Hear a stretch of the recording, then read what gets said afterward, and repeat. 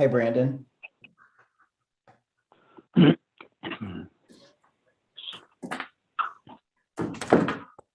Brandon.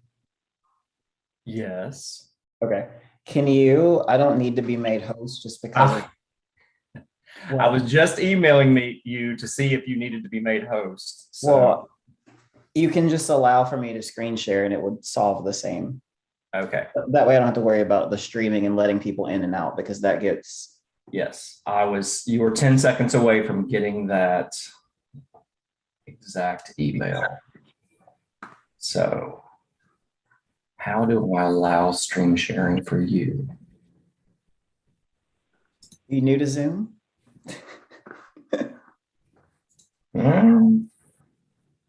So you can go to the settings and it says allow host to screen share, allow all guests to screen share.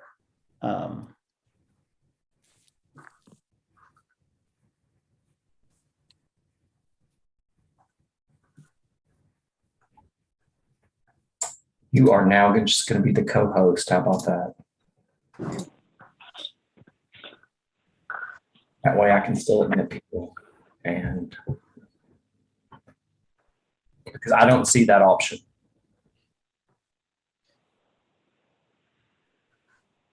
Maybe it's because I'm currently screen sharing or screen sharing. Oh no, it's in the main settings. It's not on screen share like settings. Okay, well, I think that you being co-host gets us there.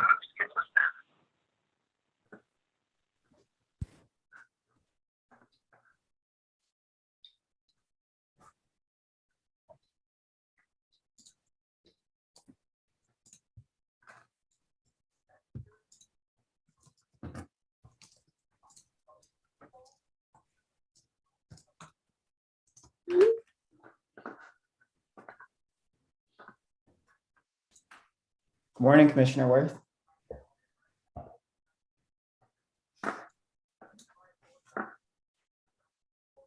Good morning, Terrence. Good morning, everyone. Morning. Good morning.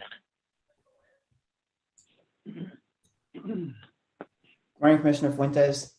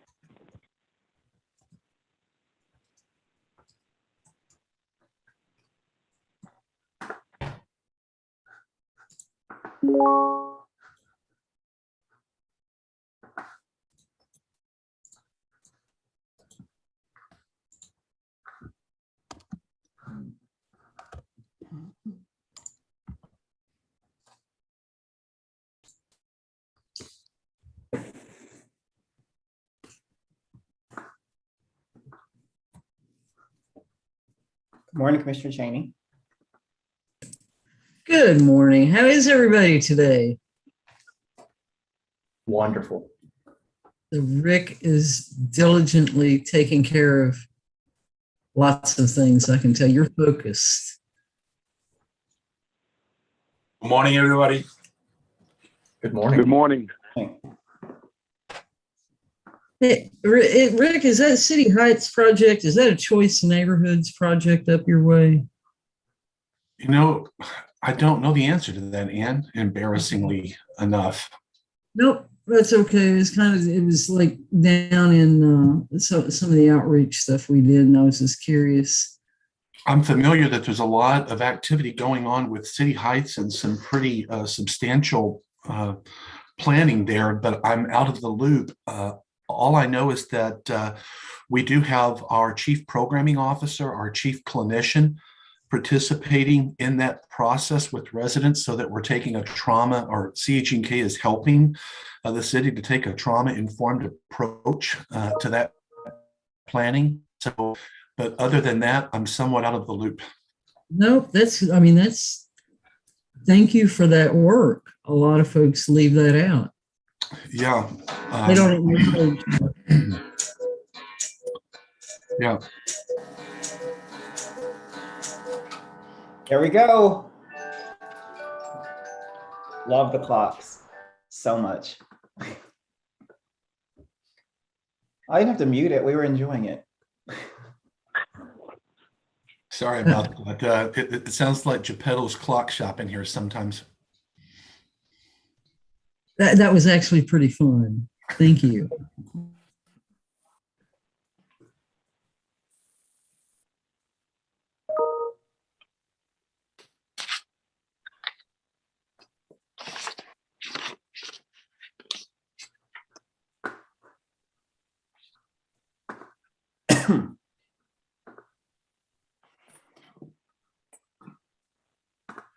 It's 9 o'clock, and by my count, I think we do have a quorum.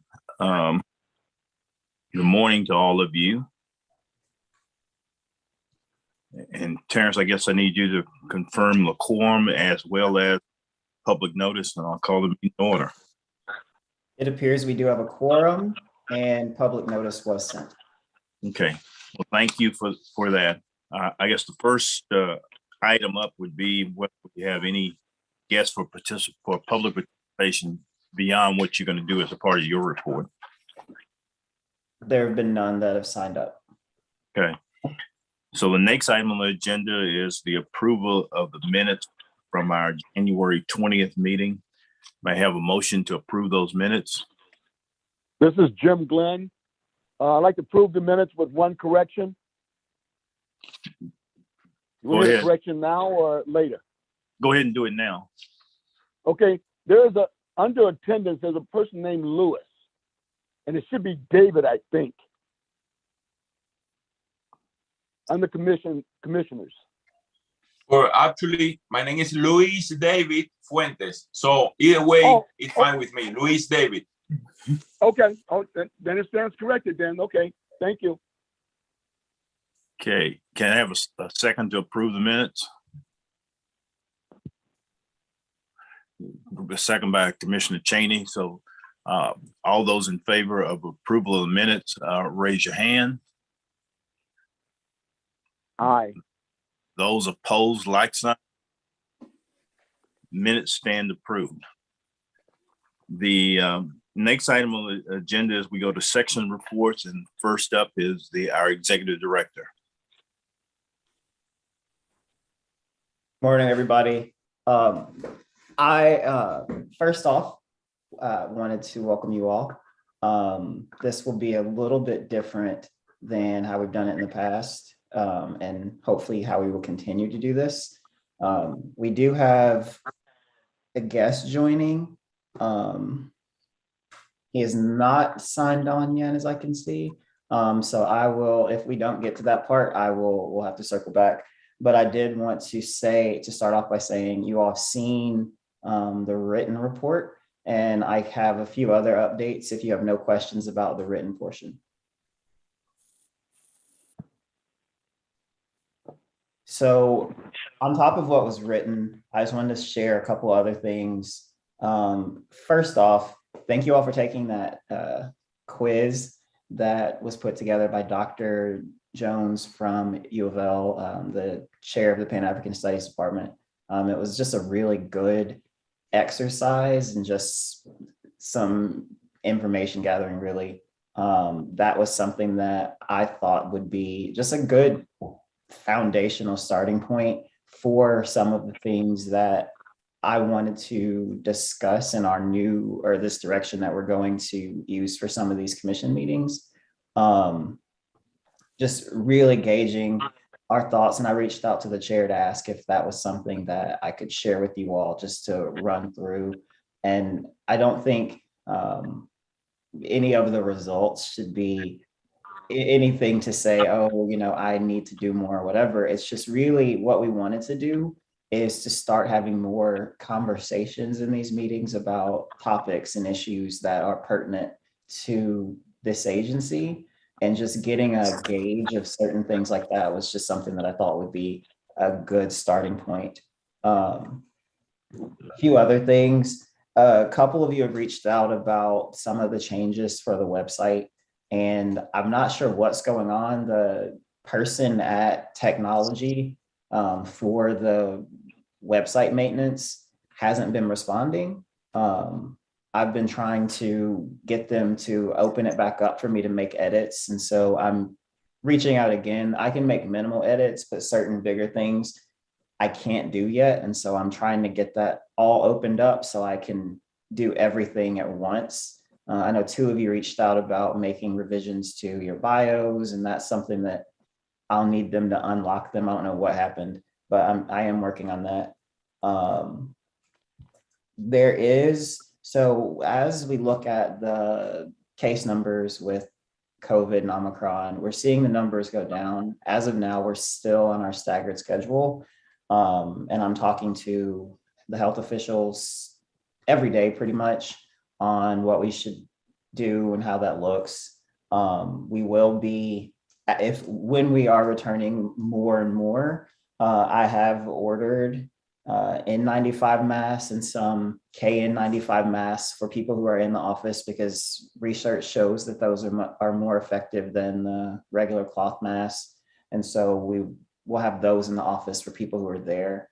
I got those last week. And so when I get into the office, I will be putting those around so people can grab those.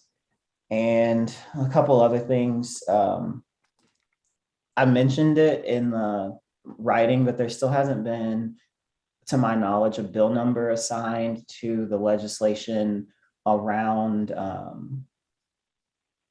adding income source as a protected class to housing, which is something that we will talk about in a second as our guest is just joining us. And so the last thing, and then we will start a short presentation, is to just walk through.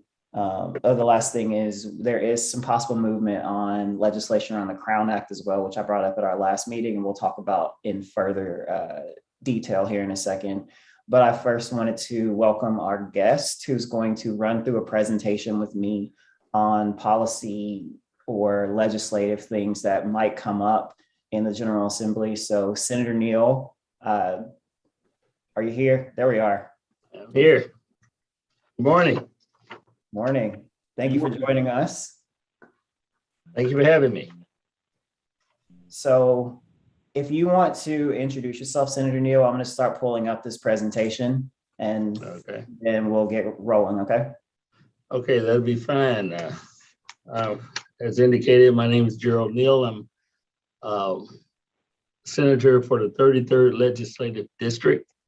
That district covers Shively and parts of Butchertown, downtown Louisville, and due to the redistricting, it's now extended all the way to the Bullitt County line, and it cuts off around Ewing, headed along the river there. So it's quite a diverse district, and it's predominantly, I guess now it's about 56% or more or less African American, but it's very diverse in terms of its demographics.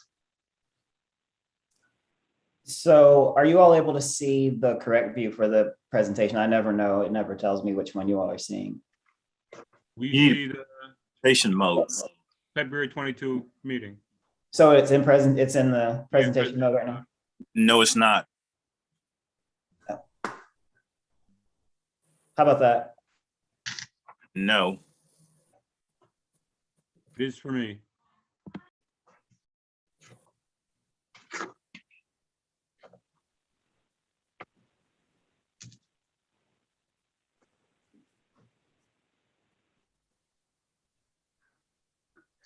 Sorry, my computer froze. I have no idea what it's doing now.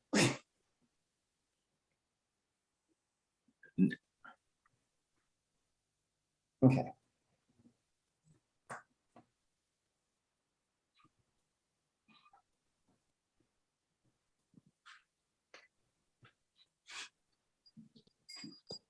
How's that? Yeah, you're there now. Okay. So what I wanted to do today is just run through some topics that would come up, possibly come up in the legislative session. And how this will work is Senator Neal and I will alternate between some of these topics. And if at any time you all have questions or wanted to, join in or talk about it or something or anything, just feel free to chime in. We'll try to run through this pretty quickly to have space for those questions. So we'll start with Senator Neal talking about racial impact statements, which is something he's been working on for quite a while. Thank you, Terrence. I appreciate your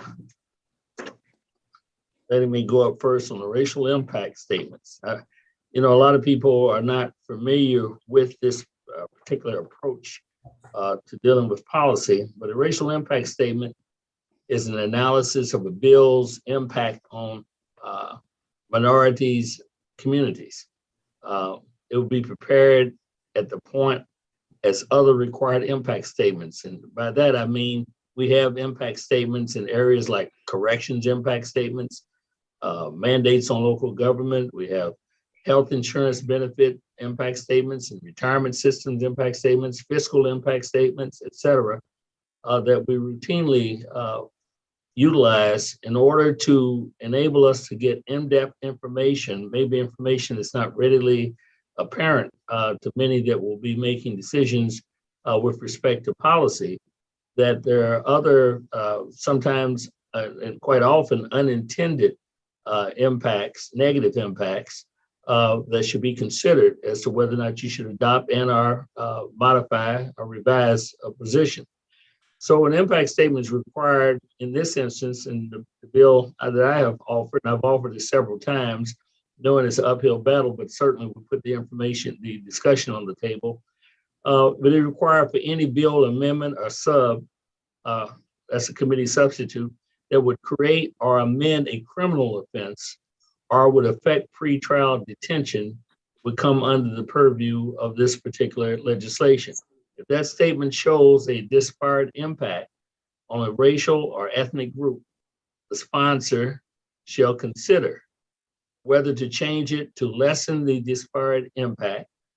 And if it is changed, the sponsor is required to submit a statement explaining how the change would lessen the disparity. And if the sponsor does not make any changes, they have a choice to either withdraw the bill, amend, or substitute, or to file a statement explaining why they will proceed in spite of the disparate impact. Well, let me tell you, I've been in the legislature a long time, and there are all kinds of unintended consequences that take place with these bills, not necessarily because someone is trying to do a negative, but because most of the people in the legislature, contrary to what most people probably believe, is that we're not experts in all areas. We don't study all areas. We don't have the background in all areas, but someone brings forth a policy consideration and it could have tremendous ramifications if we don't go deeper. So what this does, it causes us to pause, go deeper and explain, and opens the door to explore whether or not there are changes that should be made or whether we should go down a particular road or not as it relates to this particular area. So that's basically it. Iowa has it for a while, a long while. Connecticut, Oregon, New Jersey have impact statements, and other states have racial impact statements, by the way, prepared by the legislative staff agency. So in short, that's what that's about.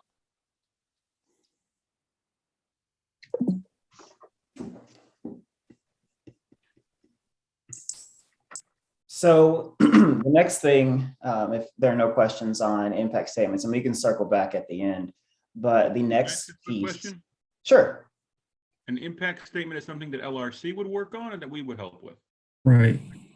I can barely hear. The question was if an impact statement would be something that LRC would work on or what we would work on. It would be something that LRC would work on, but also it would open the door for others to actually input that particular process as well. Thank you. You're welcome.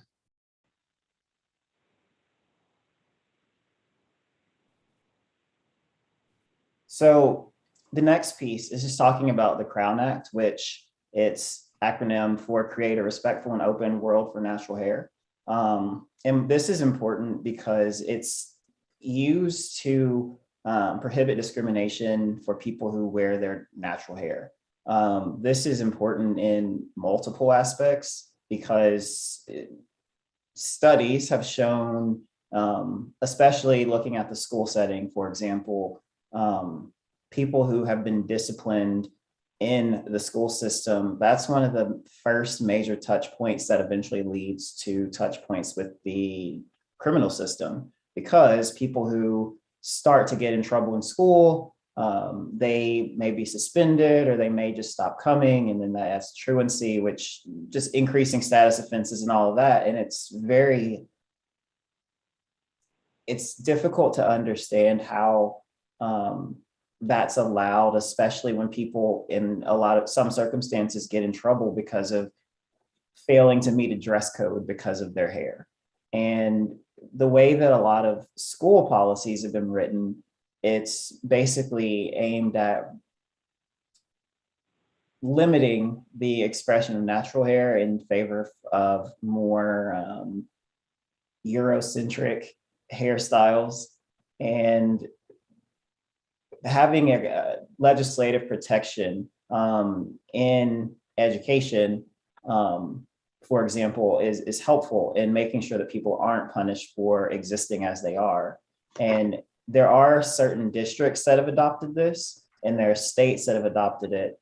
And what it also has helped with, and something that we would be looking at, is adding it to any type of protection, because it also happens a lot in the workplace. There are people who have been sent home from their jobs because they show up with their hair natural, and they've been punished and lost their jobs, and that's an employment issue. I've had conversations about possibly having this called in education or workforce development or judiciary. Those are the three that I've heard back on that we may get a hearing on. And this is currently House Bill 31 by Representative Attica Scott. It's something that she's been putting out there since she's been in the legislature. And it's just something that, for our purposes, it's really adding this extra protection for people to be who they are. And I know personally, it may not look like it, but one of the things that I really always wanted to do since college was grow my hair out and have it locked.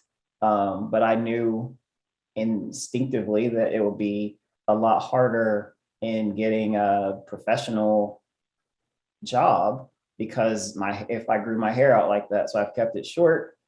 Sometimes there's music I listen to and I want to have some dreads to shake and I can't. But it's just one of those things that people have to be mindful of. And so adding that extra protection so people do feel free to be who they are in school or in the workplace or whatever is just something that is very in line with the things that we say that we care about. And so some of the data around that is this is just showing you that there's a large percentage of Black teens who have experienced discrimination on their hair before they're 12. In surveys, 100% of Black elementary school girls in majority white schools felt discrimination by the time they were 10. And it's just, no one should go to school worried about how they look. They should be focused on how they can learn. And so just being able to add those protections and that safety is something that's really vital to the future.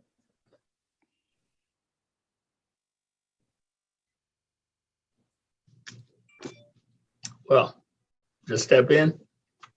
Go for it. The Kentucky State University, I have to tell you that the narrative that you frequently hear about Kentucky State University is what it hasn't done, or whether it's working at an efficient level, or whether it's being managed properly or something of this nature. In fact, the latest discussions about this $23 million deficit, a debt basically, that it has to recover or at least obtain funding for, just to get to zero in terms of its balance sheets. But the real story behind Kentucky State, for anyone that looks carefully at this, you will see that Kentucky State has been a victim since its inception, has been a victim of government policy, the underfunding of this institution, not only because of its historical weight that it carried at its initial founding, but as it evolved through history and attempted to address the issues that it put before them, has always had pressure to maintain. In fact, it was brought into being to be a small institution, quite frankly. And every time an issue came up regarding it, and a report was issued, it's basically maintained that same course. So what they were doing really was not, or ignoring the needs of an institution that had dynamics that were adverse to its development, and not putting the necessary investment into that process. If you look at other institutions, you'll see that. If you see that at HBCUs in general, you will find that the same pattern has taken place. Tennessee is one that comes to mind immediately, but there are others. And then you can contrast it with other institutions such as North Carolina State, for instance, where the legislature there, as I understand it, steps up and makes significant investments. Whether they are the ones that are the ones that they would aspire for or not is another question, but the ones that they did make certainly made a difference in terms of how that university is able to deal with its challenges and progress into the future. So as a legislator, as a long-term legislator, I can tell you from personal observation that KSU has always been underfunded. It's always been resisted at some level or another. And it's always had those kinds of compromising dynamics taking place. So I suspect that the $23 million will be approved. It would be shocking, and I'm not receiving adverse information that would suggest otherwise. However, it takes a heck of a lot more than getting back to zero to address the past and the current weight that university carries. Every school, every university has to not prepare for what it's doing every day. It has to prepare for the future. It must plan for the future. It must invest for the future. It must challenge and be competitive in the educational and the other aspects of that marketplace, so to speak. So KSU is going to require additional funding, notwithstanding the legislature potentially coming up with 23 million. The real question that bothers me, which seems to be somewhat consistent with what I started these comments with, is the fact that even though KSU has asked for 5 years to try to make whatever adjustments that it can within its confines, the fact of the matter is the legislature is saying, no, not 5, we'll give you 3. Now that makes no sense if you stop and think about it. If you're trying to assist a university of any kind to meet its challenges, you don't cut its ability to do it, you enhance its ability to do it. There's no additional money that's been offered. In fact, that's been resisted. It's not a part of any particular current budget. It should be, but it's not. In fact, it's taken a position that the university must cut back about $7 million in terms of its operating budget because of some suggestion that it's overspending in some way. So I guess what I'm really saying here, that even though this approach with this $23 million is also going to require oversight by CPE, the fact of the matter is that it also sets up a construct where quote unquote, if it does not deal with the efficiency and management, et cetera, then it could be subject to a whole different recommendation of governance changes, whatever that might mean, going forward. So I would make the case that this university is still the victim, so to speak, and I hate to use that term, but it's still the victim of short-sightedness of governmental intention or neglect. Now, that's me talking. Someone else may frame this a different sort of way, but I will suggest to you that we have not only a practical imperative, but we have a moral imperative to step up to the plate on this. We'll see how that unfolds. I think the commission ought to take a close look at that, at least within the confines of its authority, with respect to this going forward. It's going to need additional investment in this process in order to meet the challenges that it faces. So I just want to end with this one thing. This narrative that you may pick up that of some deficiencies of the university, et cetera, I want you to understand that's not the real story. The real story is historically and currently governmental policy and investment has been underfunded, and we have not stepped up to the plate. It does not have the capacity of a University of Kentucky. We've put policies in place, even in our performance funding approaches, that actually restricts its ability to access additional funding. Makes no sense. It just makes no sense. So I would think this is one you want to keep your eye on. The bill that this language and the appropriation is part of would be House Bill 250. You may want to keep an eye on that. Thank you, Senator Neal. Did anybody have any thoughts or comments on this piece?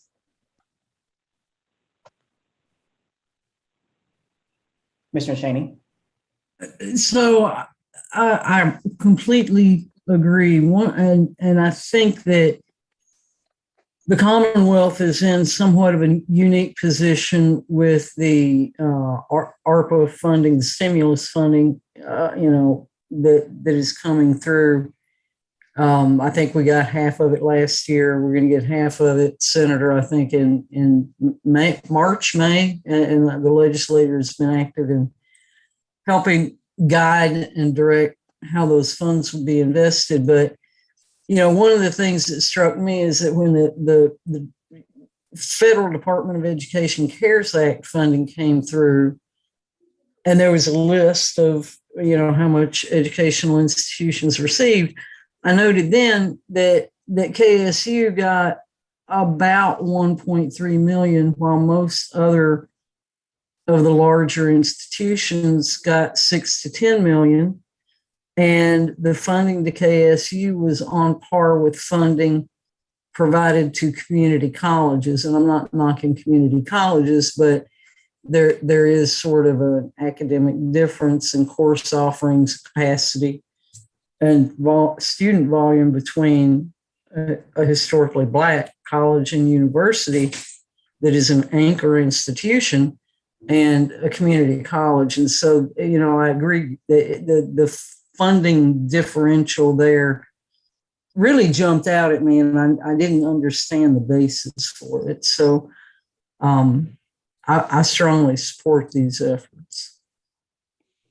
If I may, let me suggest to you that just give an example of the kind of challenges that institution has faced, even in terms of funds that are allocated, because we have not sufficiently funded the infrastructure and aging infrastructure, that it's had to take funds from its operating budget to undergird or to do what the legislature should have stepped up to do in terms of maintaining and stabilizing its own infrastructure. Now think about that for a moment. That means those monies that would be allocated to perfecting the whole educational process are being diverted to deal with something you can't avoid, something you have to deal with. And the legislature has not stepped up to deal with that. And I can tell you from personal observation, from interactions over a number of years, that this is not something that it's been a chronic circumstance. One of the things the legislature does is at the end of every session, it beats its chest about how well it's done in this area, and that area. But what happens in the reality is that we have, yes, we have resources that are finite. We have needs that are infinite. And the fact of the matter is that when we make set priorities, the question is who's going to benefit and who is not. Who's negligent? Who do we have to invest in to make a rock that's critical to our future, and who's dispensable in that situation? I think historically Kentucky State falls in the latter, and I think it's time I think now we're at a point that we have to draw the line. I think it's going to take more than people in the university, or people that are close and concerned about the university step up. I think a larger discussion has to take place in the general community and on all kinds of levels in order to get the attention of those who feel that Kentucky State is a dispensable institution. I plan to be part of that. Any other comments?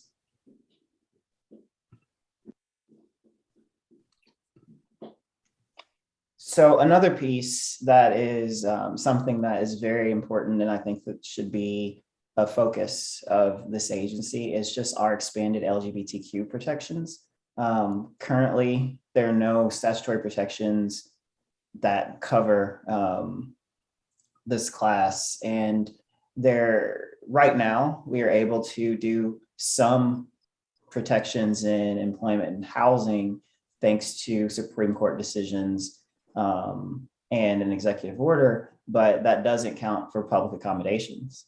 There are so many pieces of legislation right now that are aimed at targeting this community, and we don't even have the support across the state legislatively to fight some of those things. There's a statewide fairness bill that has been proposed every year that would basically expand all of these protections that currently exist under, different types of laws and rulings, but make those statewide. The things that are adopted for local agents, the local ordinances that have adopted a fairness legislation or a fairness law, where people are protected in all of these cases, not just housing and employment.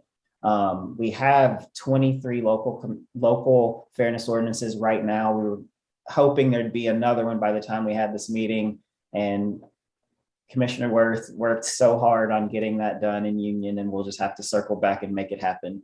I'm not giving up on that. It will happen. It's just a matter of time. But that vote was last Thursday, I think. But right now, there are a lot of people aiming at this population just because in some ways, it seems like political opportunity. And there have been national movements in targeting LGBTQ protections. And so we, as an agency that is supposed to help protect people for who they are, it's something that we should be on the forefront of. The pictures in this are from the fairness rally yesterday. The statewide fairness rally, I was asked to speak alongside some legislators and the governor. And then those two girls you see in the middle, that's two very young children, Fisher and Cedar, who have been testifying and speaking to legislators about the anti-trans sports bans, because they're two trans girl athletes who would be harmed by the legislation that is currently pending, one of which passed the Senate yesterday. And it was hard for me to watch these two brave girls speak to groups of legislators who, some of whom were on their phones while they were testifying, or couldn't look at these two little girls talking about the issues they've been facing and how they have found refuge and comfort and friendship through sports, and the concept that they will be prohibited from doing that because of who they are is just disgusting. Or as Fisher, the taller one, as she said, it's just stupid. That was what she said and walked away. She dropped the mic in her speech and said that.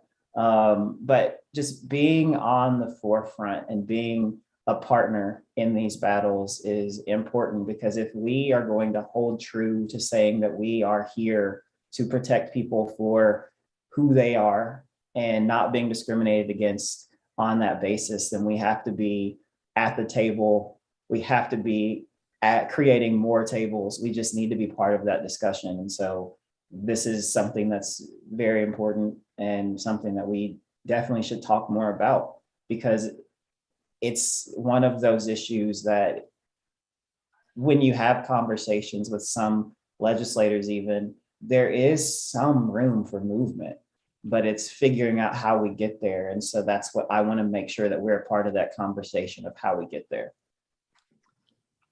Commissioner Ware. If I may, Terrence, the KHAA implemented a transgender participation policy for member schools to follow 10 years ago. Probably one of the more restrictive ones, if you think about it. And there's been no, or at least the testimony indicated that there's been no complaints in Kentucky or instances in Kentucky with respect to the subject matter that this bill is supposed to address. Just one thing that was done in terms of legislation that was passed is that an amendment was offered by Senator Berg,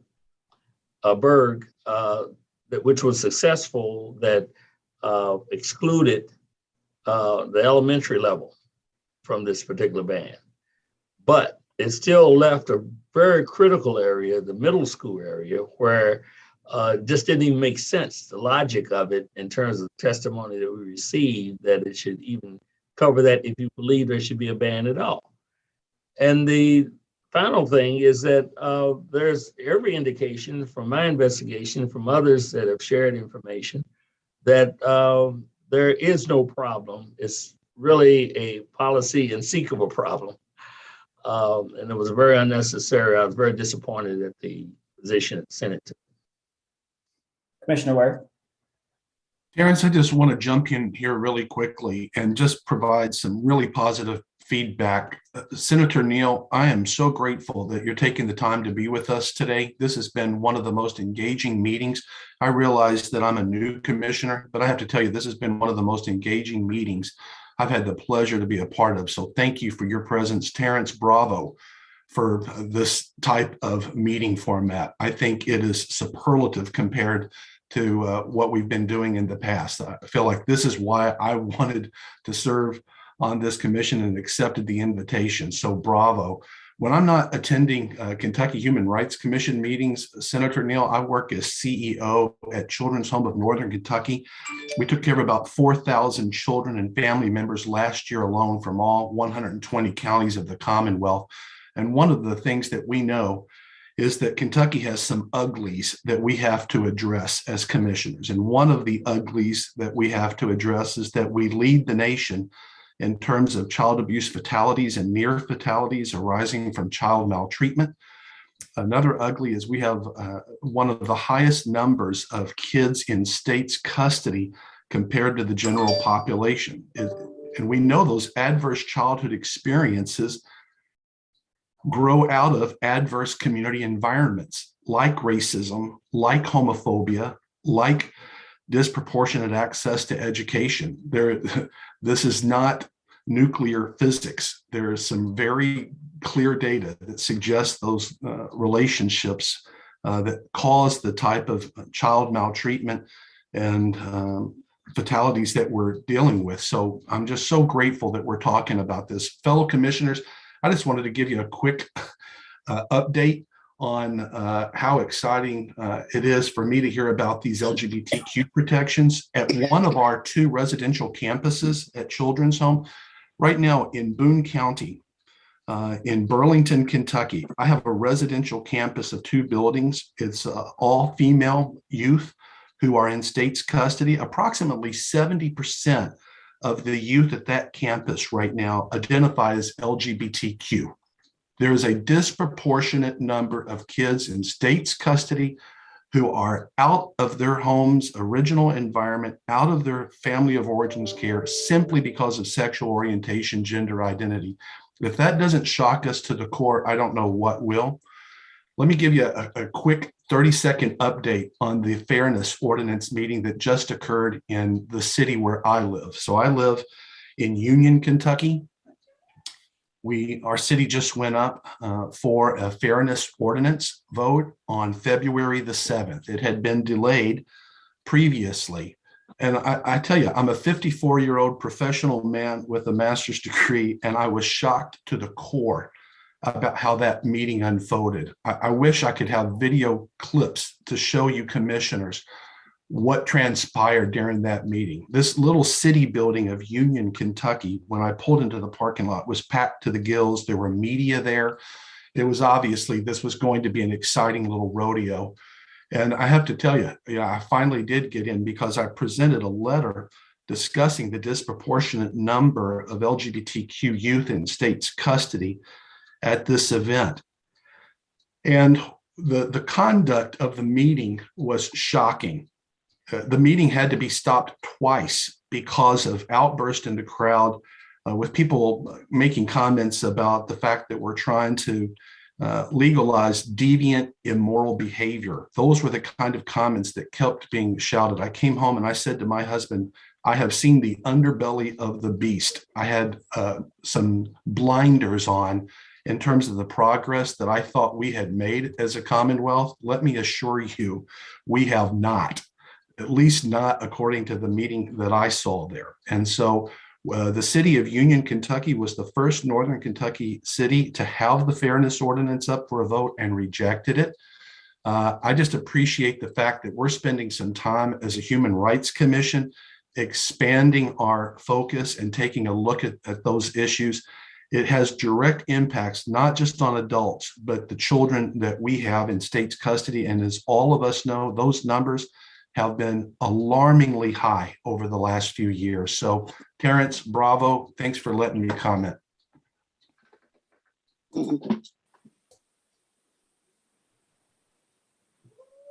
Anyone else on this topic?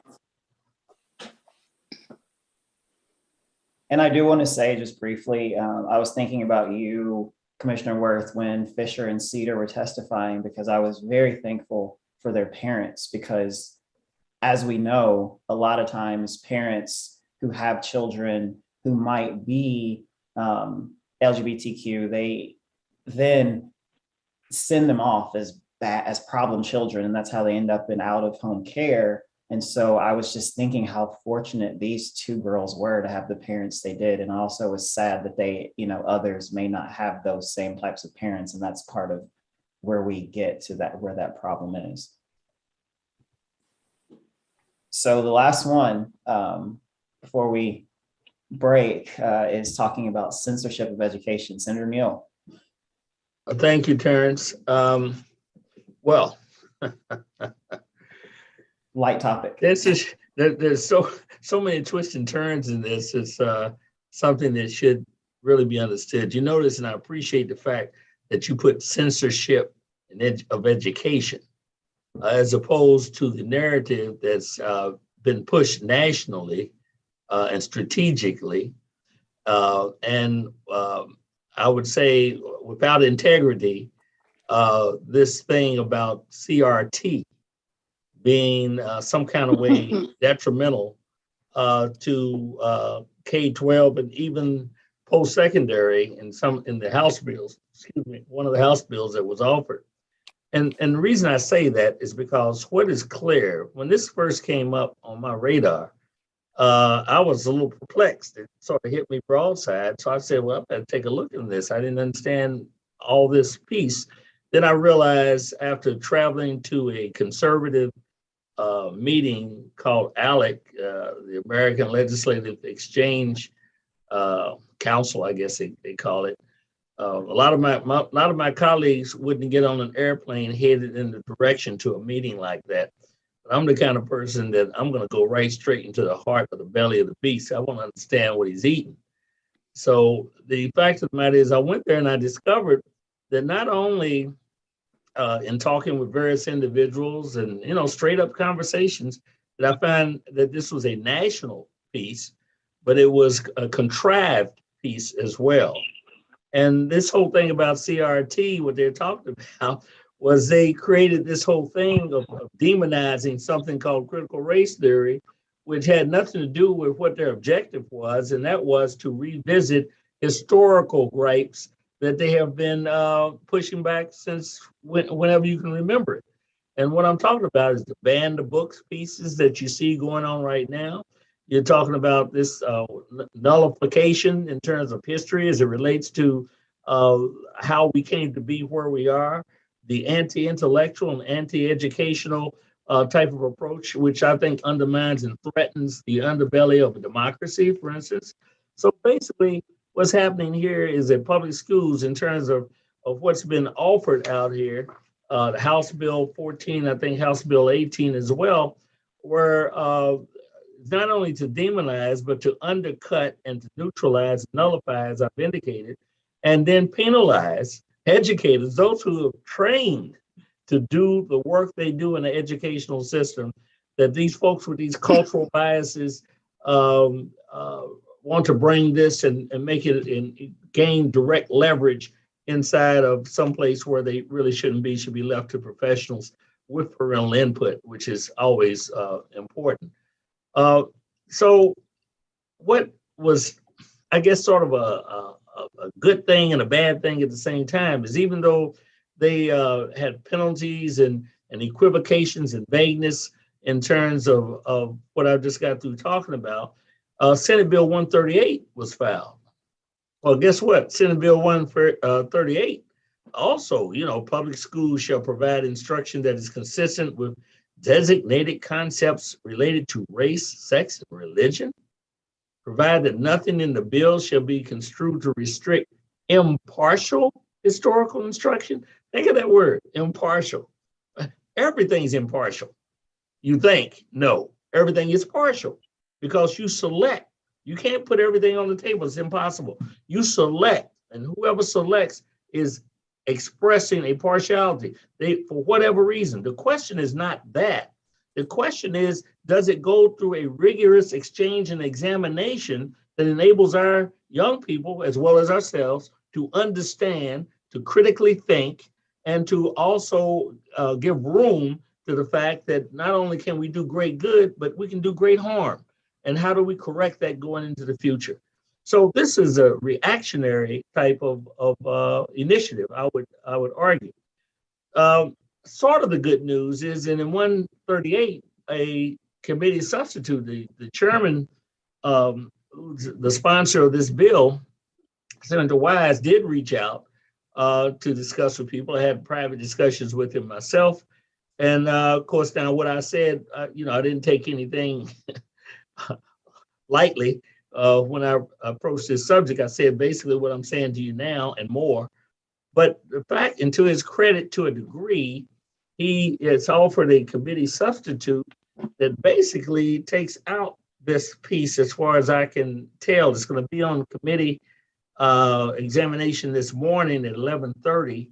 And those things that I was all high-powered to articulate about, they've been removed. So he's responded to that. The problem is that the dynamic still exists. And that is, we're trying to dictate from policy from Frankfurt to what happens in high school, where the professionals who are trained to do this work should be left to do their work with respect to that. There is no quote unquote CRT being taught in any K-12 framework that anyone's reported or that we know of.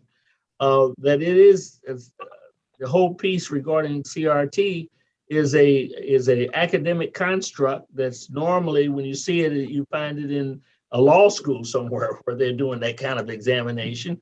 And you may see it in some other post-secondary type of renderings. But what I'm saying here is this. is that this is an illegitimate piece. The state should not be involved in dictating what goes on and what does not go on in the classroom when we have professionals that know how to handle that, age appropriate, et cetera. And I think that it's also important that we understand that what this is a part of, the premise for it even being addressed in the first place is illegitimate. And it's part of someone else's cultural initiative and program, and it's reactionary in nature. Now, the last thing I want to say about this particular piece is this, is that you can't be silent about this, because there are some very intentional people out here that would want to impose their view of what this country and this Commonwealth should be about on a majority of people who are unsuspecting, and then they provide information that was misdirected and certainly not supported by any particular plausible rationale in a democratic and a free society. So I'm suggesting to you that this is one we got to keep an eye on, that we should let our educational professionals do what educational professionals are trained to do, that we do not dumb down our children. They're going to get educated either by social media, or they're going to get educated at their dinner table, and sometimes quite ignorantly, as opposed to those who spend the time to actually dig up the facts that are necessary to have some critical discourse with respect to that. So I'll just leave it right there. If there's any questions regarding that, I'd be happy to respond.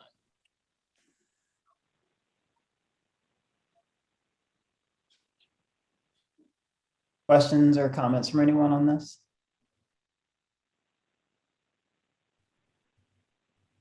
So I guess, as Senator Neal said, they are taking up one of these today at 11:30.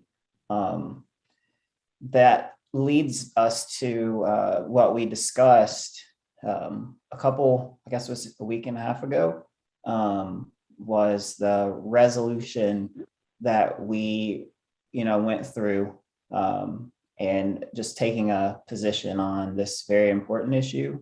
And I think, and Chair, if you wanted to jump in, I think one thing that might be in order would be, just as we move forward, and since we talked about this, just maybe a formal ratification and adoption of this resolution that we, collaborated in discussing.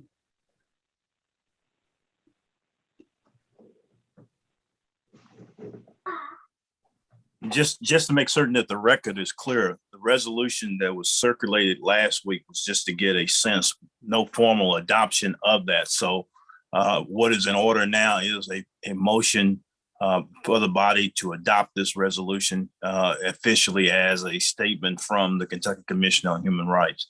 So with that, I will entertain a motion to ratify and adopt the resolution.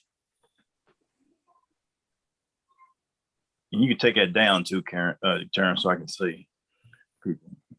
There. So moved. Smooth. Is there a second? Second. Okay. Is there any further discussion? Hearing none, all those in favor of ratification, adoption of the resolution, signify by, I guess, raise your hand, be the easiest way. Sorry, I'm against the resolution. Okay. Okay. So that resolution passes, and parents with the further distribution of that to members of the General Assembly. Let's get that done. Knowing that in addition to Senate Bill 138, there are at least three other versions of out there, with three in the House. And I don't think about additional ones in the Senate. But anyway, so thank you all for the discussion. Thank you, Senator, for being with us this morning. Thank you. Go through these issues that are of importance to us. And before we close out this portion, this segment of the meeting, is there any other questions or comments from any of the members of the commission?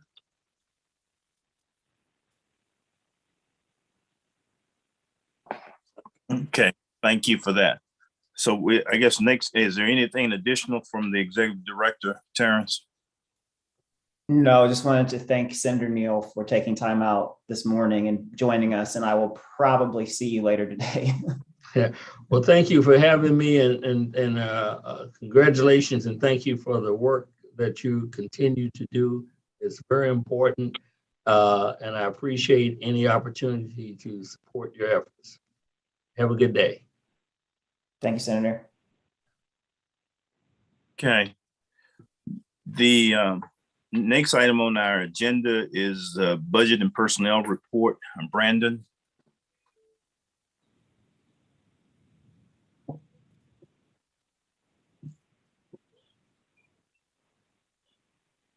Is Brandon not there?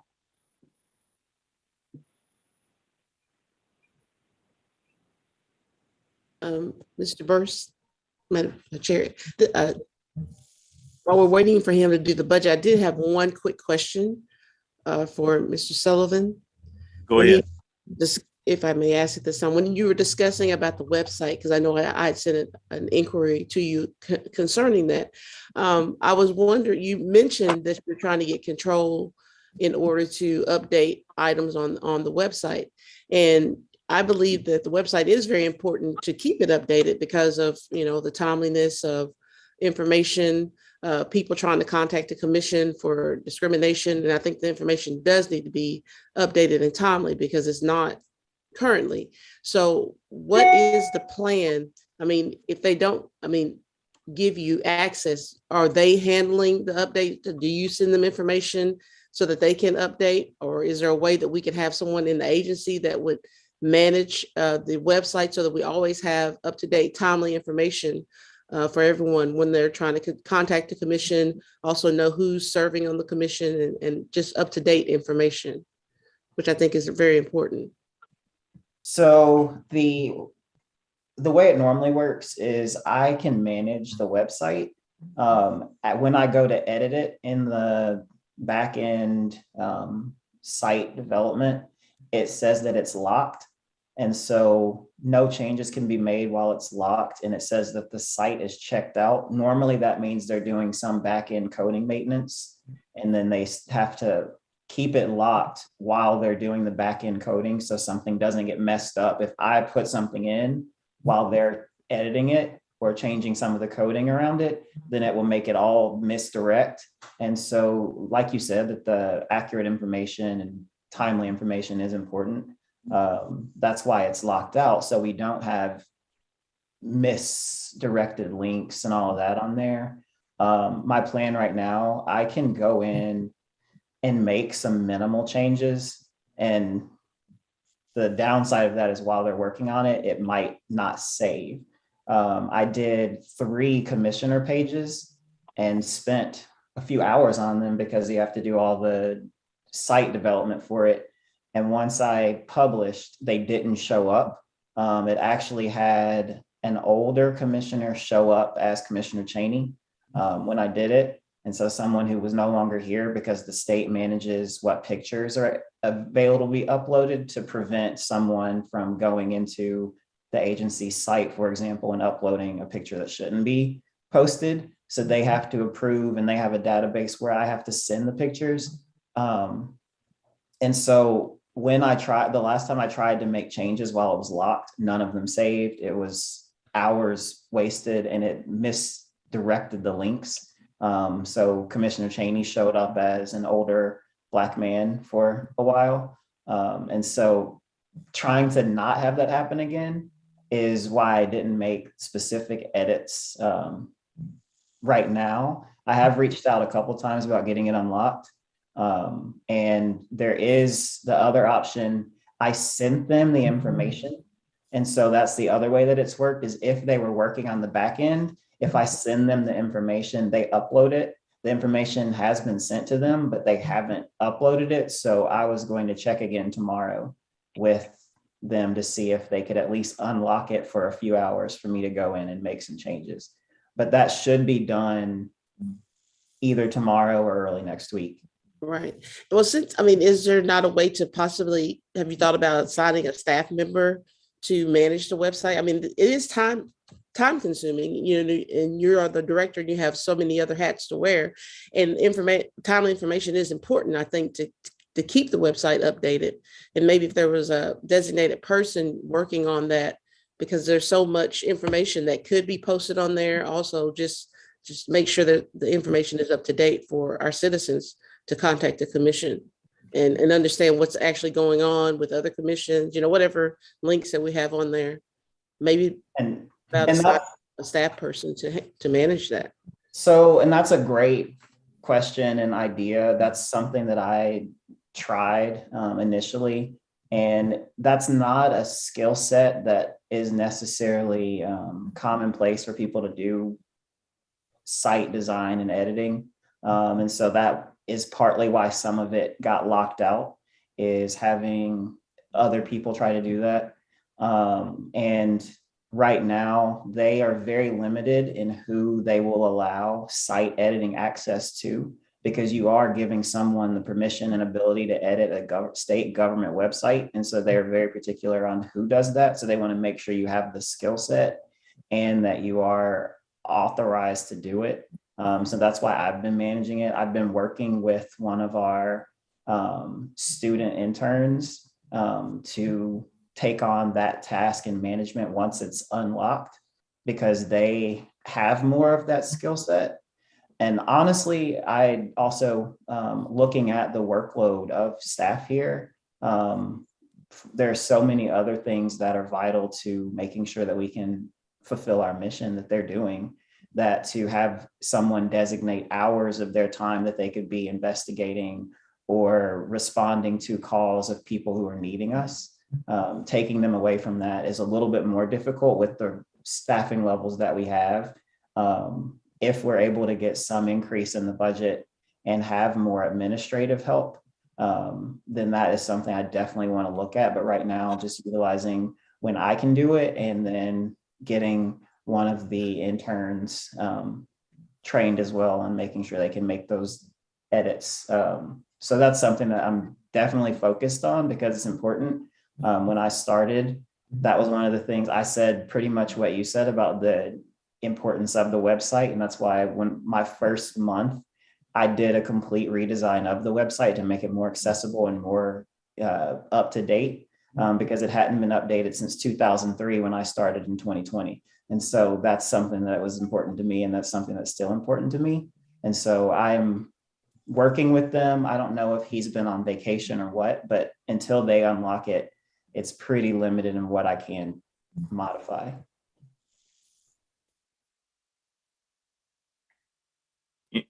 Any more questions on the website? But I think that's something, Brandon, that we need to, I mean, not Brandon, Terrence, we need to continue to work on, and probably is to give us the commission an update where we are and what's being done. You may have to rethink the approach and what's being done to make certain that it's always up to date. But anyway, we'll work through that. Let's go to budget and personnel, Brandon. You have my report before you. If you have any questions, I'll field those at this time. I have a quick question, Brandon. Sure. The item E241, which is the postage. Yes. The question is, why this year? I know that the postal office, the price have been higher, but why this year is almost twice the budget? If you compare with last year. Sure. They in 2019 or in 2020, I'm sorry, fiscal year, they added a bunch of funds. And that was before I arrived. So we didn't have to add as much funds in 2021. So we had a couple $1,000s added at one time, and now we've had to add, we're just adding funds monthly. We changed our process so that we have, and as opposed to sending a check to the post office, we can just add funds and then pay Quadient directly. So it's because of the large amount of funds that were added in 2020 that we didn't have to add as much in fiscal year 2021. But yes, that's a good question. Thank you. It is almost double. Brandon, line E466, which this year has, what is it? Make certain for the year-to-date number is now $44,000, and previous years was zero. What's going on? I'll let Terrence field that question. We've already discussed that. So that expense is in relation to the personnel action discussed in executive session 3 months ago, and just making sure that we are able to cover those expenses. Okay.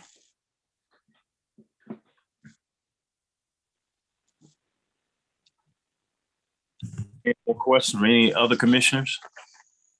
Commissioner Cheney?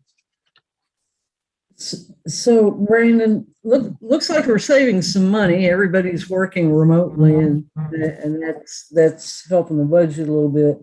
But on the other professional, I think it's the other professional services, 56,000 last year, 4,000 this year. I'm afraid you're going to say hearing officer to me, but what is that significant difference?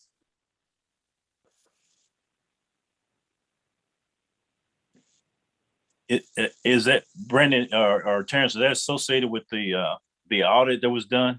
Yeah, that was okay. Yes. Okay. And All right. Brandon Thank lost you. his internet again. Okay. No, I think the auditor got paid in that fiscal year. Yeah. So that number that. Yeah. Okay. My Zoom keeps restarting. I apologize. I'm not sure what the issue is. I think it's a VPN issue, but if you could repeat that question. I heard you say, so Brandon, and then it locked up. We got it's answered. Terrence answered it. No Okay, problem. good. All right. Any other questions related to budget and personnel? Okay, hearing none, let's move to enforcement unit, where we're going to do something a little bit different today. So Terrence and Aaron, you all now have it. Sure. So for today, and I sent you all information on how this would work. We wanted to run through 2 mock case panels just to show you all how the process works. And you have your models of proof that were also shared that we used for the employment cases. But what we wanted to do was just to go through some of the 2 of those cases, and you all are here to ask the questions. And so we'll do how we would do in a normal case panel, where the investigator would present kind of the overview of the case, what they found, and what they saw in applying what they should look for to that investigation. So Aaron will do that at any time or at the end of the presentation of the first case. Ask questions, and I want you all to make what you think would be a determination based on that presentation and your knowledge.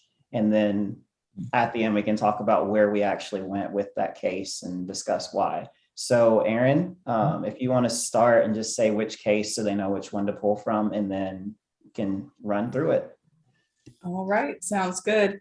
Let's start with the Lambert versus LG&E and KU Electric. That's case number 8905. This is an employment case, so you can use your models of proof with it. But when the investigator kind of completes an investigation and we feel like there may be probable cause in a case, we submit what we call a case panel review, and that's what you have in front of you.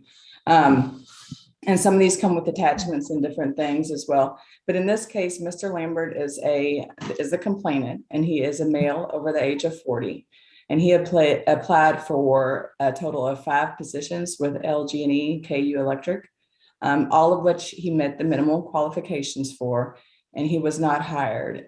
During the hiring process of one of the positions, he actually spoke with a hiring associate who told him that she had forwarded his resume because he actually exceeded the qualifications for the job, thought he'd be a good fit. And when he called to inquire about the position, he was told that they were ideally looking for an associate to intermediate level and and that he was overqualified and close to retirement age. So he felt like he was not hired due to his age over 40.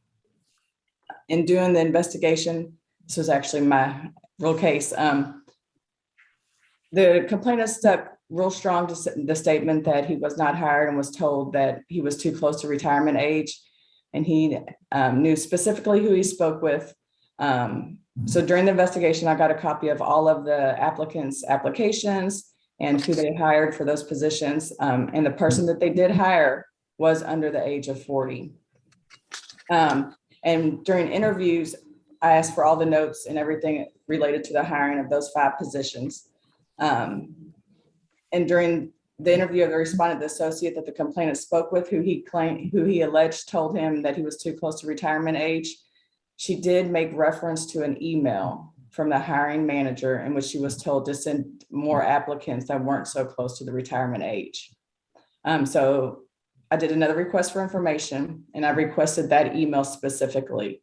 And lo and behold, it existed. And in that email, the hiring manager told her to send more applicants that weren't so close to retirement age. So I submitted the case with all of that information. And that is, you have a brief summary of it in front of you, I believe.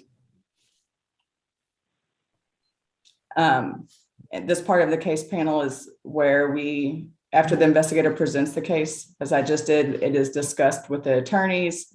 We actually have the enforcement officer who's on the case, the enforcement supervisor, and the legal staff and Terrence are all part of these conversations. And so we discuss, we kind of walk through the elements of the case and try to make a determination. So with what Aaron presented and what was shared with you, what questions would you have for this case, or do you already have a determination that you think is appropriate? This is to anyone. I mean, with the email Aaron found, it feels pretty cut and dry.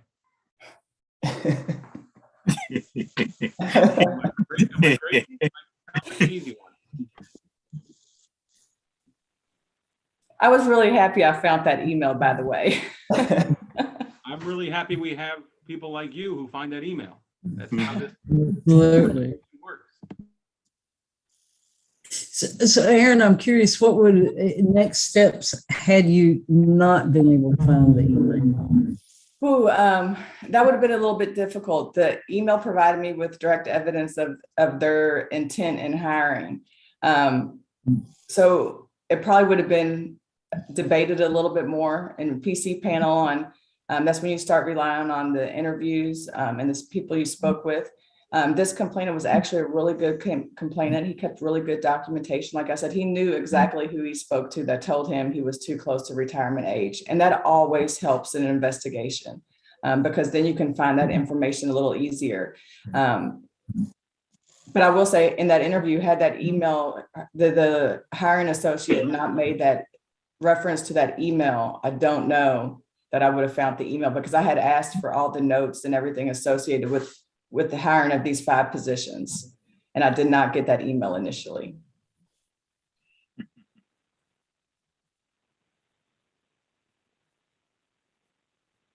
So we're pretty much all in agreement on where that one goes.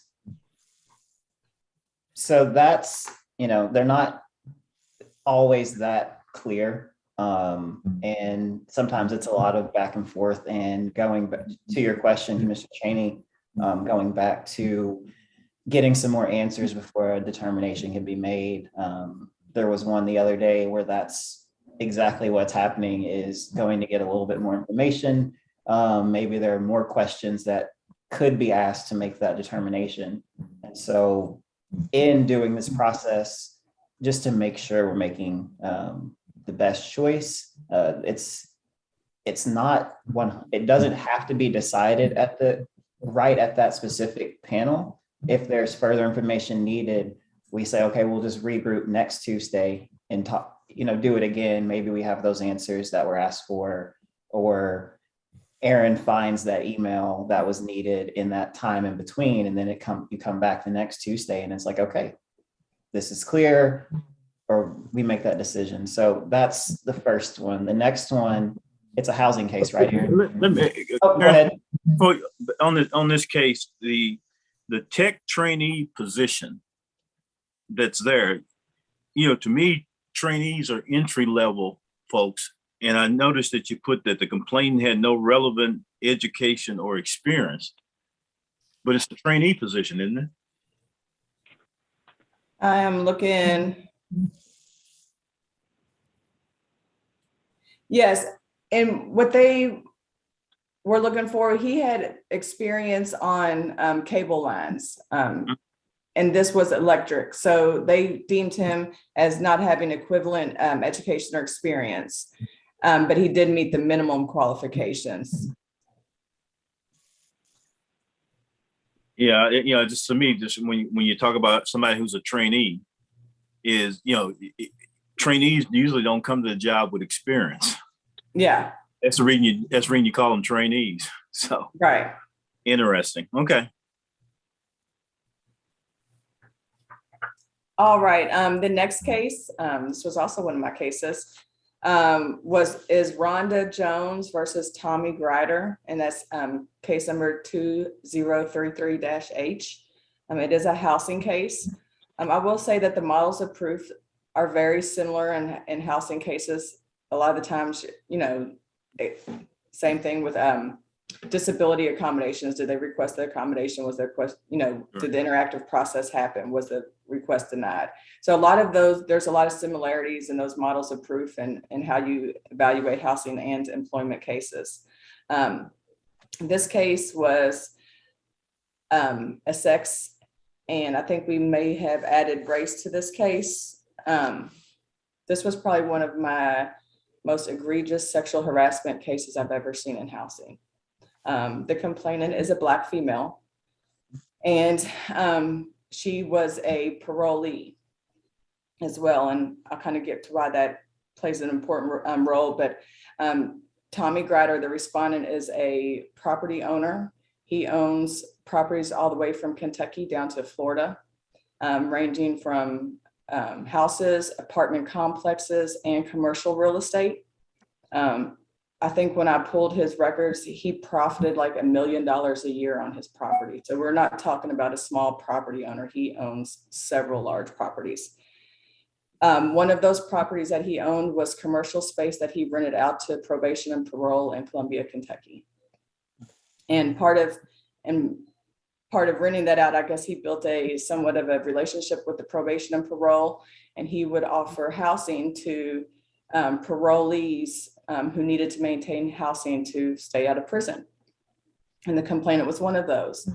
When she moved in in 2012. She did know the respondent prior to, like I said, he's pretty well known in this small area. She was released from prison into a rehabilitation program in which she had to maintain housing to maintain her freedom. And she was hooked up with the respondent to rent one of his apartments, in which he said that she could clean and do different jobs to help pay for her rent. What she was not expecting was to have to exchange sex and payments for rent. So in doing this investigation, I talked to several tenants, in which this was kind of a known thing that he did, is helped women out of the rehabilitation program and exchange sex for rent.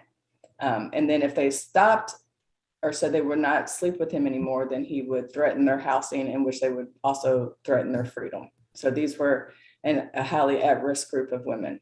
Upon doing tenant interviews, I found out that he housed these women in one of his complexes that they also referred to as the jungle. And that's where most of his Black tenants were. Most of his tenants that had records or were a part of these rehabilitation programs. And I also spoke to several people that said this was kind of known thing that he did.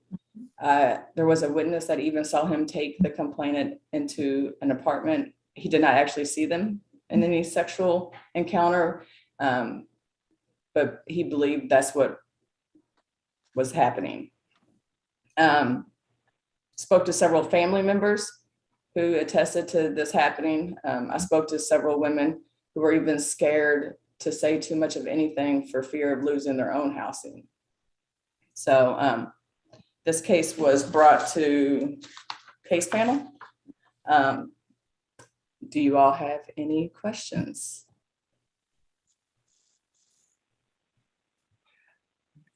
Aaron, I know that the models of proof that we have don't track housing cases, but I'd like you to walk, you said they were similar, to walk through some of those elements in terms of the case and how it evolved. I guess that's what I need to see or hear. Okay, for this one, we always look at, is the complainant part of a protected class? This case, she is a Black female. Is the respondent a covered respondent? Yes, he owns more than 2 properties in the state. Well, that's for dual file to file with us. And I think maybe you just have to have one, maybe with the local commission. In harassment cases, was there unwanted behavior, or in this, case, a quid pro quo? He was exchanging sex for rent. Sexual harassment cases are a little bit different because you have to find some kind of evidence. A lot of times people do not record or don't think to record when this stuff is happening. So you do a lot of interviews with people that may have been around. You do a lot of interviews with the respondent, with the complainant, and witness interviews, people that may have seen them go in an apartment. In this case, because this behavior was so well known, people that were not part of the protected class were even speaking out about it and saying, oh yeah, that happens. That's a kind of a known thing. So their testimony helped as well.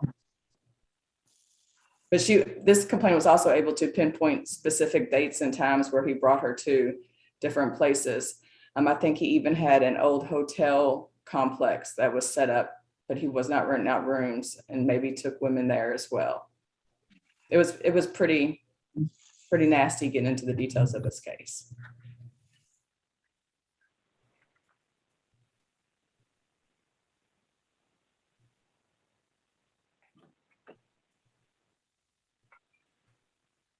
Any questions or further discussion on this one and the process? And I appreciate you laying out the thought process on working through it, Aaron.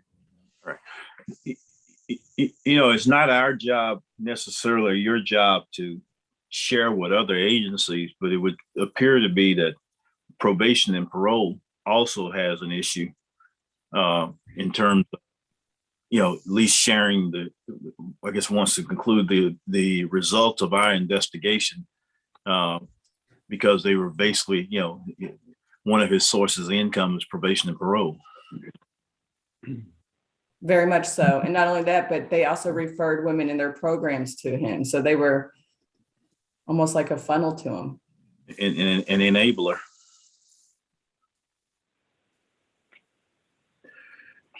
But, for purpose commissioners, what it wanted to have happen, and I think it has, is for the kind of analysis, the steps through which staff go through when cases come in, how they're investigated, so as to show that, when we get them, and we'll get a few in a minute to accept the action of staff's recommendation, there's a lot of work that has gone on the front. You need to know how that works, and with the models of proof, how you do it, and actually taking two actual cases in terms of analysis, hopefully is more enlightening and at least places all of us in a position where we better understand, but also where we're going to ask more questions. And if Commissioner Cheney, and this is one too, where we had to rely heavy on the witness interviews, but because there was so many that kind of correlated the same stories and the same opinions and the same things, that's kind of where you lean. Now, if you have interviews and you have some people that are saying one thing and some people are saying that and saying another, it gets really tricky in there. But this case, because it was well known in that area, and he was well known. a lot of the testimonies and the witness interviews were all in the same direction. So what, I actually have two questions. What was the disposition of the case ultimately? This case was accepted as a PC case, and on this case, the DOJ actually picked it up as well because it spans so many different states, and the egregiousness of it. And if I do recall correctly, don't take my word for it, but I believe there was a statement that they even found additional complainants to add to their case. Mm-hmm. Yeah, I thank you for that. I just, my heart hurts a little bit for you because you had to have felt a little emotionally battered as well going through this. So I just want to acknowledge the incredibly good and incredibly hard work that the staff does. No one can go through this and be immune. Yeah, this was by far one of my worst sexual harassment cases I've seen. And I've seen some pretty bad ones, but this one really took the cake. And then once you get down there, it was a thing too, where I was even going to do an onsite, and the supervisor at the time was like, well, let's see if we can get the information we need via phone. Because, going to the jungle, as they called it, we just didn't know safety wise. Right.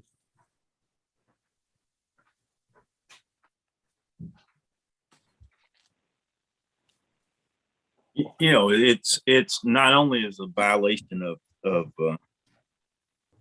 statute in terms of civil rights violation, but this activity at least borders on the criminal, and so I know we turned it over to DOJ, and it'd be interesting to know if DOJ did anything or pursued anything, which is one. Second is whether or not any information they got, they shared with Kentucky Probation and Parole in terms of what happened. Again, I know it's not our domain in terms of those things, but it would be nice to know where those things went, and purposes of, I guess, really in terms of the future, in terms of what we share and where we should share it.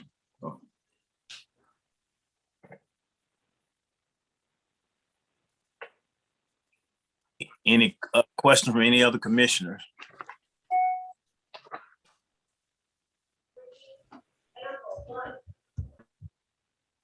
Is somebody speaking? Okay. Hearing none, why don't you get the case recommended? All right. We have two cases that we need to pull. One is a conciliation, and it's 1871-H 04-16-4847-8, and that's Young versus Roxanne Hill et al. And that's the conciliation. And then we also have an NPC that we are pulling, and that is 2148-H 04-21-7038-8, and that is Brown versus Madisonville Housing Authority. So we'd like to pull those two cases. And that leaves us with a total of 23 cases, one conciliation, one administrative closure, 15 NPCs, 3 withdrawals, and 3 withdrawal with settlements. If you have any questions, I'd be happy to answer them best I can. The Young case we pulled in January as well. Yes. I can probably help with that. That's one of my cases. We're just trying to get pen to paper on the agreement. We've got the settlement check in hand, but I think they're having a hard time locating one of the respondents in that case. So I keep submitting it and hopefully to get it closed, but I keep running into problems getting the agreement signed. So that's the explanation for that.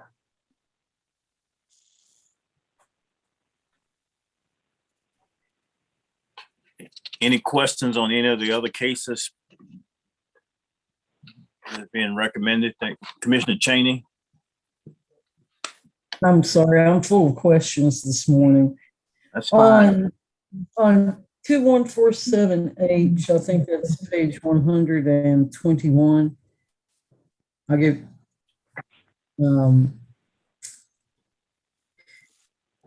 being denied a reasonable accommodation based on disability. It sounds like the realty group performed the bulk of the repairs that were requested with the exception of windows. Yes. And I didn't know if that was an ingress egress issue for emergency, or if it was like they're drafty, please fix them.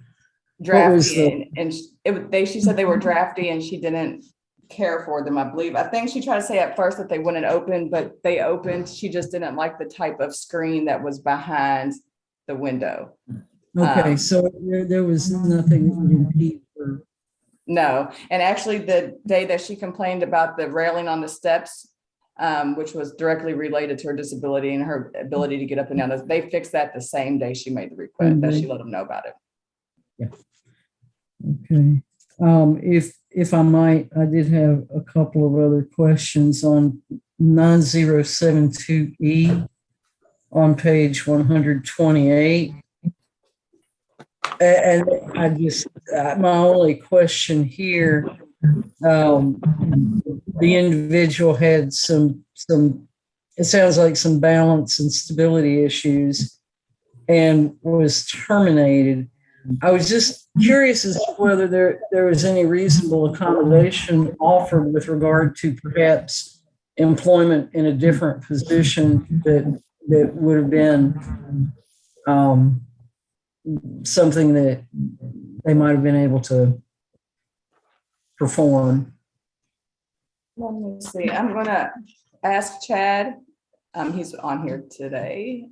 Chad Stratton, are you with us? Hello. Hello. This is the Kimbrough v. Murray Callaway County Hospital. Yes. So this particular case, the complainant, oh, I just realized I have the wrong background on. Pardon me. Apologies. Yes. Kind of fun though. This particular case, the complainant had she had a position, a part-time position, basically in food service, dealing with dishes, what have you. She kept falling and falling and falling. In terms of the positions that she was qualified for, ordinarily when someone has like has a physical disability, there are they can look to do something that requires less bending, twisting, things like that. The complainant's skill set and the employment that she could do were such that there were no, in terms of like office positions, administrative positions, they were outside of her purview. And they had maintained her for a number of years. They had extensive documentation, and they did appear to have a sincere, direct threat safety concern, given how many wishes she had broken in the previous 2 years. But yes, ma'am, we did look at that. But it came down to it not being an administrative position. The physical issues were such that it could not be accommodated without threat. Okay. I guess the only other thing, and this is completely my fault for not following up with staff and doing this in the middle of the meeting, but I wondered if we could hold off on 9214E and 9277E. I did have a range of questions on those. And again, that's totally my fault for not asking those questions ahead of time, but it would be time consuming, I think, to try to do that within the context of the meeting. You're free to ask those questions. Go ahead and ask those questions about it, because I think this kind of discussion is beneficial to all of us.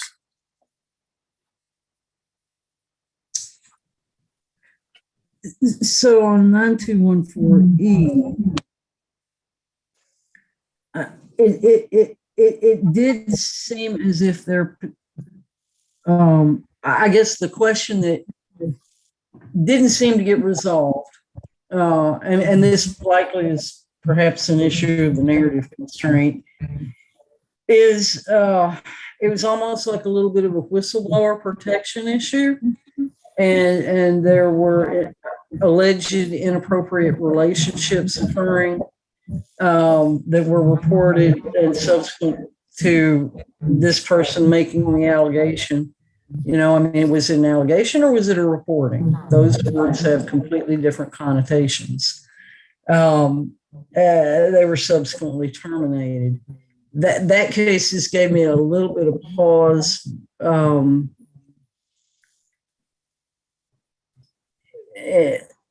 again, it's likely because I didn't have time to ask the questions I should have before now.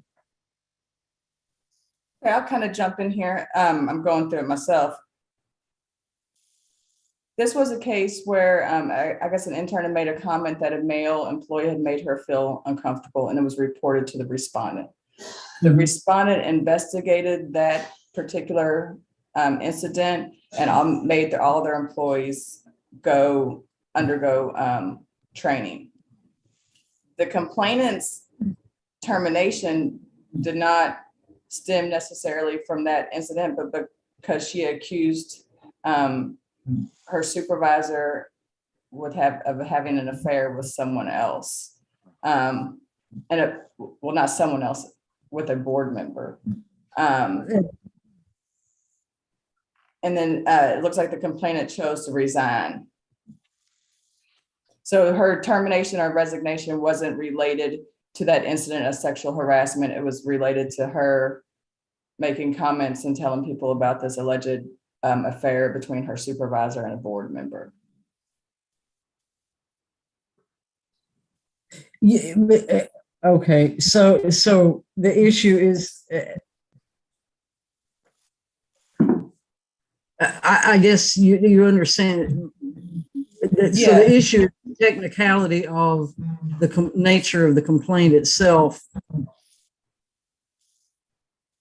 Yes, see, the complainant filed and based under the retaliation statute, and that's the KRS 344.280. And what that retaliation statute covers is if you are report any kind of discrimination complaint, or you are a part of a discrimination investigation, they cannot terminate you or you cannot receive an adverse action because of your participation with a protected action. That's what we had to relate that termination to her actual participation in the sexual harassment investigation. And there was no relation to that. Okay. All right. So he or she chooses to pursue something else.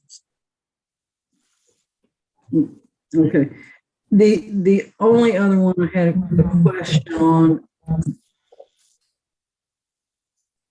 it was 9277E on page 142. And I'm going to embarrass myself when I ask this question. Get to that page. But I've embarrassed myself in public before, so by asking questions. So I'm okay with that. It's a bad question. So this is an age discrimination issue, right? The age discrimination allegation.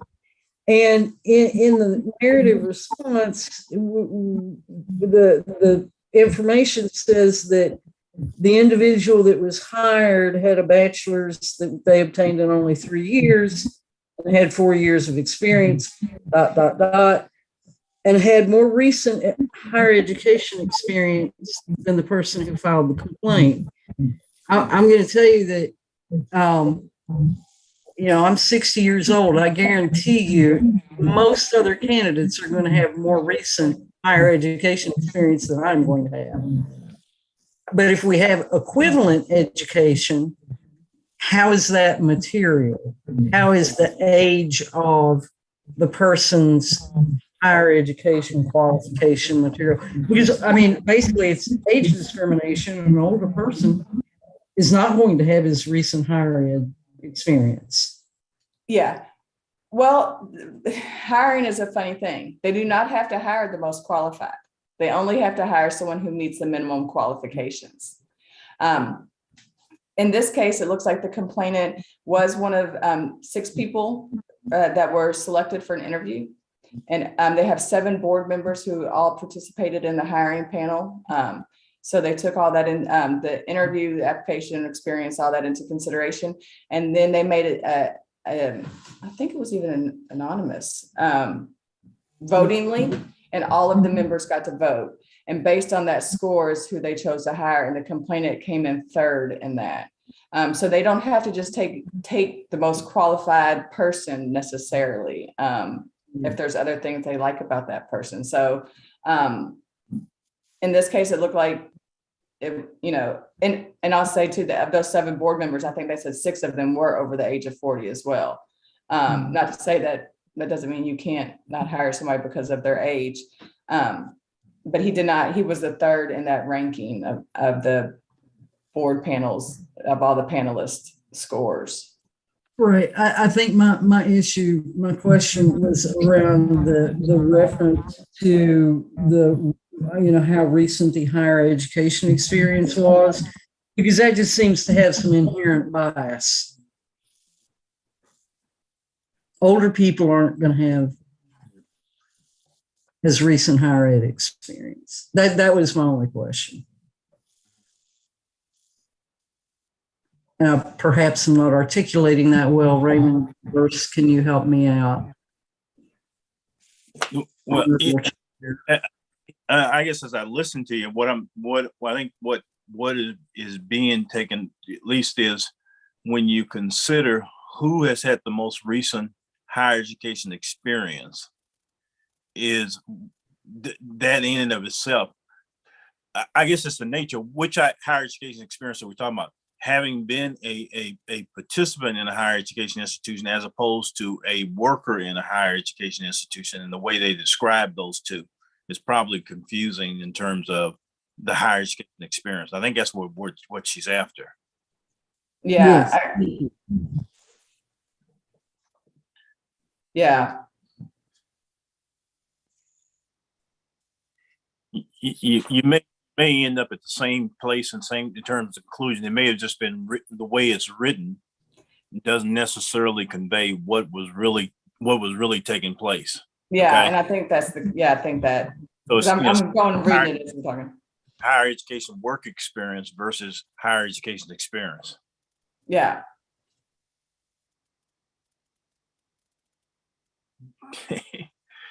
Okay.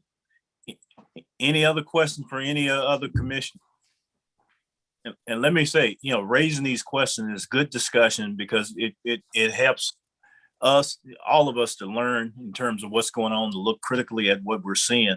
And there is no question that should not be asked. And we want to make certain that is getting done. And that was also a reason we did those case panels, to go through cases so you understand what the analysis and the process is, to come to conclusion. And now with your own models of proof, as you get cases in, as you read and prepare for board meetings, you can also go through that analysis yourself and see where you come out. If there are no other questions, then can I have a motion to approve the case recommendation with the exception of case 1871H and 2148H? So moved. Is there a second? By Dr. Sarr. Has been moved and second. Any further discussion? Hearing none, all those in favor, raise your hands or say aye. Any opposition? Any abstention? Motion carries.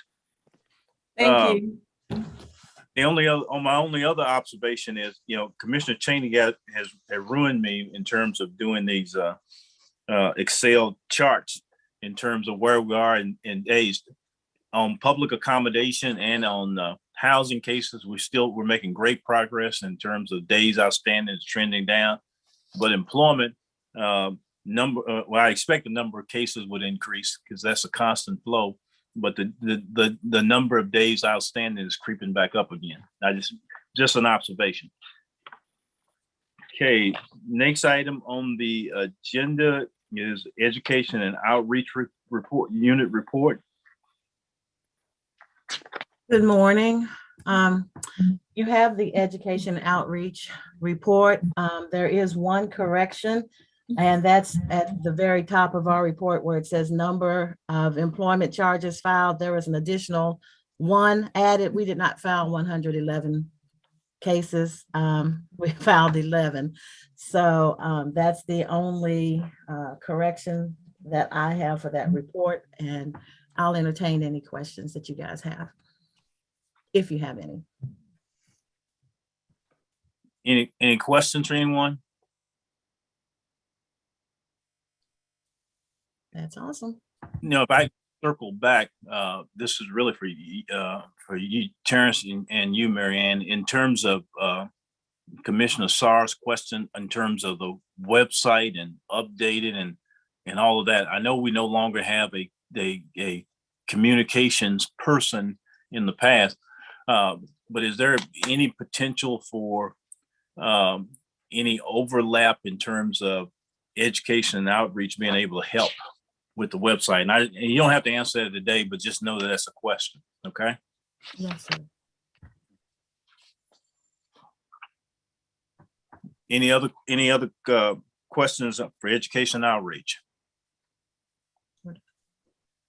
Okay, let's next move to the legal unit. Colt. Hey, good morning. You've got my report, and I'm happy to take any questions.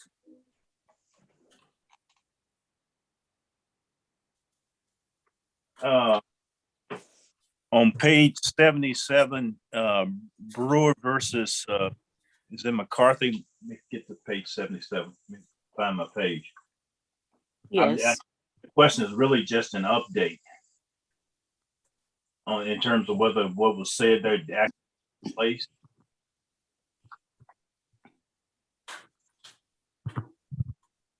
Terrence or Kristen? It's on page. Oh shoot. 70, page 77 is Yeah. the Brewer. So did that get closed out?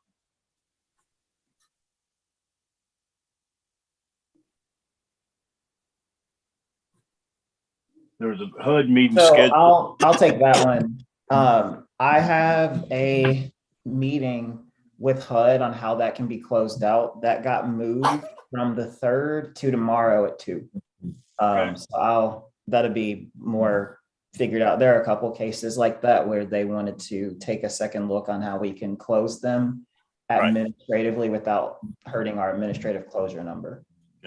And I think that's also true for the case on page 78, Lexington Fair Housing versus, I guess it's both of them. It's 1966H and 1901H. They're all part of that conversation that's moved to tomorrow. Okay, that's fine. Any other questions for the legal unit on the report? Hearing none, thank you for that.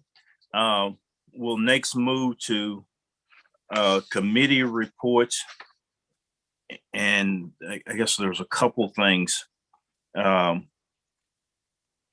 Is that the fundraising item that we were working on, the policy is we're going to remit that back to the committee to do some additional work. There's some additional questions that were raised, and we'll let them address those in the committee. And as it relates to the bylaws, they're still working on that. And if you have any additional inputs into that, let's provide those to the committee chair. Which then gets us down to any new business anyone would like to bring up.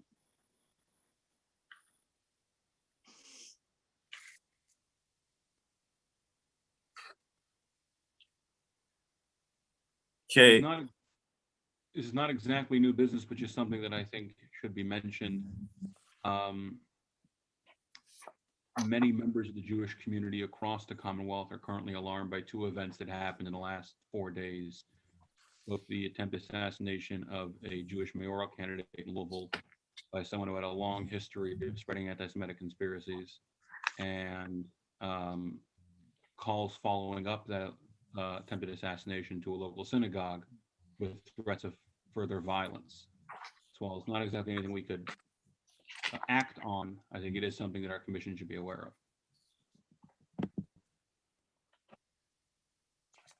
I was not aware of the follow-up calls and threats. I think that, that's something that we all should be aware of, and something that we all find completely, totally unacceptable. And, I think this commission over the years, and since I've been on it, has been very emphatic about situations like that.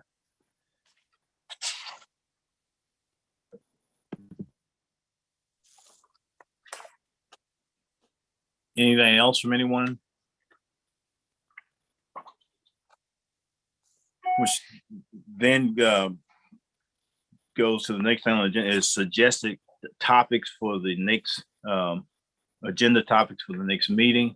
I hope that all of you have gotten more out of today's meeting than we have in the past. We've talked about, I've talked to a couple of you who, in terms of structure, in terms of how we operate, and we're going to do more of the kinds of things we were doing today. So we be able to have, open discussion, open information gathering, so as to be able for us to formulate ideas, suggestions, and views and positions on things that are important to our community, and we will do more of it. So if you've got additional suggestions for topics to do that, we will share those with Terrence and with myself, and we will make certain that it gets done. I don't have any issues with the meeting going as long as it needs to go, to make certain that we have a full and complete airing and discussion, so everybody gets all of their questions asked, and we operate as an informed commission in terms of the work that we need to do, and knowing that there is a lot of work out there for us to do. And so I thank you for your time and patience this morning.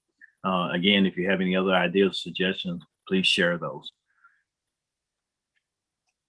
Does anyone else have anything else they'd like to share today? Hearing none, without objections, we will adjourn the meeting then. Thank you again.